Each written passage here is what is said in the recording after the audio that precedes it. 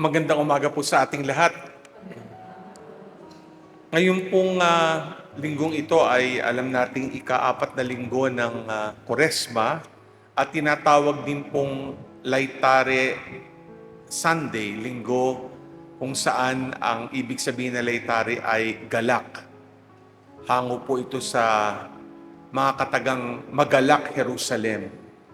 Kung ikukumpira po natin ito sa panahon ng Adbyento, meron din pong tinatawag na Gaudete Sunday o Linggo ng Gaudete na ibig din sabihin po magalak. Ito po yung ikatlong linggo ng Adbyento na hudyat po na papalapit na ang Pasko, no, ng pagsilang. Ganon din po ngayon, no, dahil nga ika-4 na linggo, pagkatapos sa ika-5 linggo, magiging linggo na ng Palaspas at malapit ang Semana Santa, palapit na po tayo sa Pasko ng pagkabuhay. Kaya yung pong sinasabing disposisyon o tono ay galak. Nagagalak tayo, no, dahil malapit na, no, ang pagdiriwang natin ng linggo ng pagkabuhay. At magandang isipin na kapag dumarating po ang ganitong mga linggo, hindi lang po tono ng galak, kundi nakikita kahit sa mga kasuotan ng pari, no, ang disposisyon, dahil mapapansin nyo ang suot naming mga kasulya ay kulay rosas, di po ba? Dahil ganun nga naman, no, parang nandun na ang pahudyat ng liwanag, no? At kapag nakakita po tayo ng kulay rosas, no, kulay pink, atin pong nararamdaman, no, na malapit na ang liwanag na ipinagkakaloob ng Diyos dala ng Pasko ng pagkabuhay. Tama-tama naman dahil ang ebanghelyo po natin ngayon ay tumutukoy sa kwento ng isang lalaking bulag nung simula pa ng pagsilang, at dito naramdaman niya, no, ang paghihilom. Kumbaga, naranasan niya ang liwanag mula kay Kristo. At alam nyo, kapag uunawain natin ang mga sirkumstansya, nasaad nga, lalo na sa mahabang bersyon ng kwento nitong siping ito mula sa Ebanghelyo ayon kay Juan, na ang kalimitang sinisisi kapag ikay nabulag simula pa ng iyong kapanganakan ay maaring kasalanan mo o kasalanan ng iyong mga magulang. Pero itinuwid o pinastu ito ni Jesus. At siguro sinasabi niya na ang magandang pagtuunan ng pansin, lalo na sa ating pagpapakahulugan at mensahe ng salita ng Diyos sa misang ito, ay hindi lang yung physical na pagkabulag, kundi yung espiritual na pagkabulag. No? Alam naman natin, no, na yan ay tumutukoy, no, lalo na sa panahon ng Kwaresma, para dahanin atin puntahakin ang daan ng pagsisisi at pagbabagong loob, no? Yung mga sitwasyon natin, no, na nagdudulot ng espiritual na pagkabulag kaya hindi natin makita ang Panginoon. Pwede din nating sabihin, may mga Katolikong Kristiyano, mayroong mga matang nakakakita, pero nagbubulag-bulagan, no? At dahil sa pagbubulag-bulagan, hindi matuwid ang kanilang pagtahak ng landas papunta sa buhay Diyos. Nais ko maghanay po ng 3 tanong para balangkasin yung ating pagninilay ngayong linggong ito, sa misang ito. Yung una pong tanong ay, no, ano kaya ang mga pagkabulag natin? Yung mga sabi ngang espiritual na pagkabulag natin. Ikalawa naman, no? Paano tayo mahihilom sa ating pagkabulag? At yung ikatlo, ano ang hamon kapag nakita mo na si Jesus? Nakita mo na ang liwanag ni Jesus, ang liwanag ng Diyos. Simulan po natin sa unang tanong. Ano nga ba ang mga pagkabulag natin, yung mga pagkabulag espiritual? Kalimitan, no? Siyempre, ito yung maaaring pagkabulag dulot ng ating pagkamakasarili. Yung iniisip lang sariling kapakanan at hindi yung kapwa. Pwede din ito ay dulot ng ating mga parating ginagawang kasalanan. Maaaring tayo nabubulag dala ng mga pang-akit ng mundo, no? Materialismo, kahalayan, no? At yung sinasabing pagkapit sa kapangyarihan. Meron din pagkabulag dulot ng ating pagiging bias or critical, no, sa ibang tao. Pwede din ang pagkabulag natin ay dulot ng ating kawalan ng pagpapatawad sa kapwa. Kaya marami pong uri ng pagkabulag. At kapag ito ay, kumbaga, tumitingkad, mas umaangat, mas sumasapaw sa ating buhay, mahirap tayong makakita. Dahil lahat ng ito ay nagdudulot ng kadiliman sa ating buhay Kristiyano. At alam natin yan, kaya hindi tayo makalakad ng tuwid. Dahil hindi natin makita ang landas ng buhay Diyos. Kwento nga po ito ng lalaking bulag sa Ebanghelyo. No? Sigurado ako bago niya nakaengkwentro si Jesus, siya'y nasa kadiliman, hindi ba? Wala siyang makita.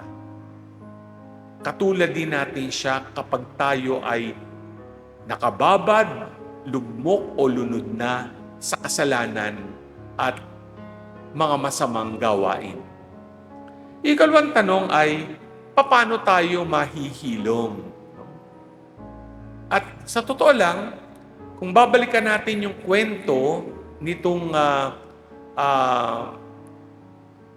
bulag,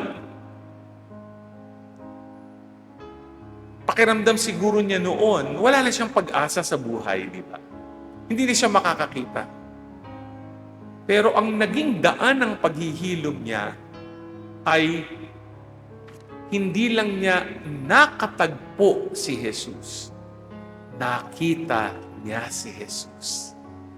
Nakita niya ang liwanag ng Diyos. At magandang makita ito, no? Kasi sa totoo lang, kung babalikan natin yung dalawang pagbasa, no, na narinig natin kanina, ganun pala, no, pag ang liwanag ng Diyos, no, kapag ang Diyos ang nakakita, talagang darating tayo sa paghihilom dala ng ating mga kasalanan. Sa ating unang pagbasa, narinig natin, di ba, sa pagpili ni Samuel kung sino ang magiging hari, no, ng mga Israelita, yung gagapi kay Goliath, no, sa mga Pilistino, hindi yung mga magagaling o mga matitipunong anak ni Jesse. Ang pinili niya isang batang pastol na si David. At maliwanag na sinabi nga niya, ang tao, ang batayan, ay yung panlabas na nakikita. Pero ang Diyos, pag tumingin, sa puso. At ganyan ang Diyos. Kalimitan, para maganap ang paghihilom, ang titignan niya ay ang ating puso. ang puso natin na nangangailangan ng paglilinis para maging kaaya-aya sa Diyos, para magkaroon ng puwang ang Diyos sa ating buhay. Ang puso natin na maaaring ialay, walang iba kundi sa Panginoon. Kaya hindi niya tutumbukin ang panlabas, ang tutumbukin niya at tinitignan niya ay ang ating mga puso upang pagalingin tayo. Ganon din po sa ikalawang pagbasa mula sa sulat ni San Pablo Apostol sa mga taga-Efeso. Di po mananig natin, no? Na itong mga taga-Efeso, sila po ay mga paganong makasalanan noon. Pero dahil naranasan nila ang liwanag ni Kristo, dumaan sila sa proseso ng pagbabagong loob at natamo nila ang pagbabagong buhay kay Kristo. Kaya magandang tignan, ganun pala, no? Para maranasan ang paghihilom, hindi lang dapat nating makita si Jesus. Dapat nating maunawaan na unang makakikita ay ang Diyos para maranasan natin ang liwanag niya, ang liwanag ni Kristo. Yung huling tanong ay, ano ang hamon pag nakita mo na si Jesus? Diba ganyan ang nangyari sa bulag sa Ebanghelyo? Nung una, no, nung hinihilom siya, parang may naaaninaw siya, di ba? Pagkatapos, kumbaga kumuha ng parang putik ang Panginoon, no? Nilagay sa kanyang mga mata, no? At kumbaga parang lumura, no? Para basain. Simbolo po yan ng paghihilom at pagbibigay buhay. Balikan na po natin ang aklat ng Henesis. Paano ba ginawa si Adan? Di po ba mula sa abo o mula sa putik? No? Kaya hindi lang mga hayop, mga halaman ang nagawa, ang nilikha ng Diyos sa pamamagitan ng abo o putik ay ang ating unang mga magulang. At anong nangyari? No? Ano sabi ng Panginoon doon sa bulag? Pumunta ka sa tubig ng Siloam. Ang ibig po sabihin ng Siloam ay sa Ingles ay sent, pinahayo. No? Doon, no, parang maghugas ka para makakita kang maliwanag.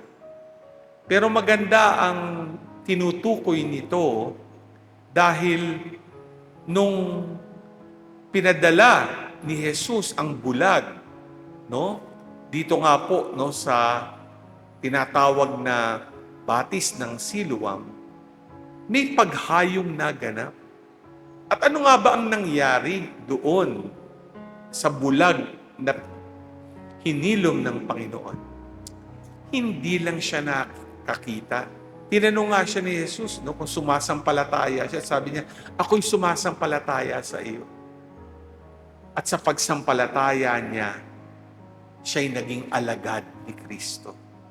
Ganun pala, pag naramdaman mo ang paghihilom mula sa Diyos, pag nakita mo si Jesus, wala kang ibang gagawin, kundi ipangalandakan ang galak na ididulot sa iyo ng Panginoong Hesukristo. Kumbaga, ikaw ay magiging liwanag sa iyong kapwa.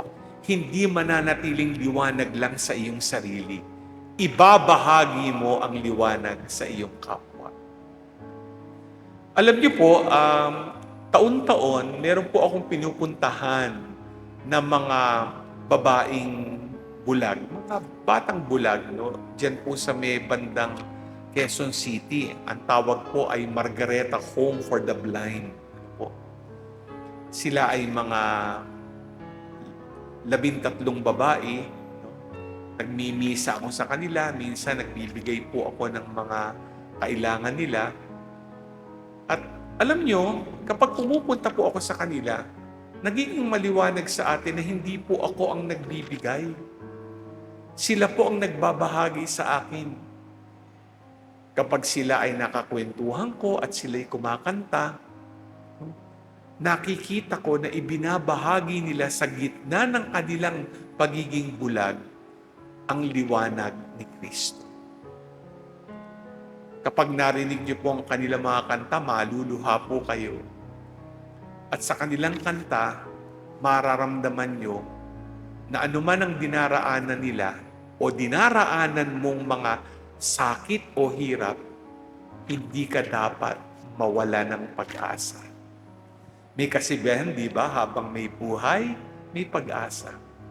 Anuman ang dagok na dinadaanan mo, anumang biro ng tadhana, tandaan mo, may pag-asa. Ang pag-asa ay liwanag ni Kristo. Kaya nga itong mga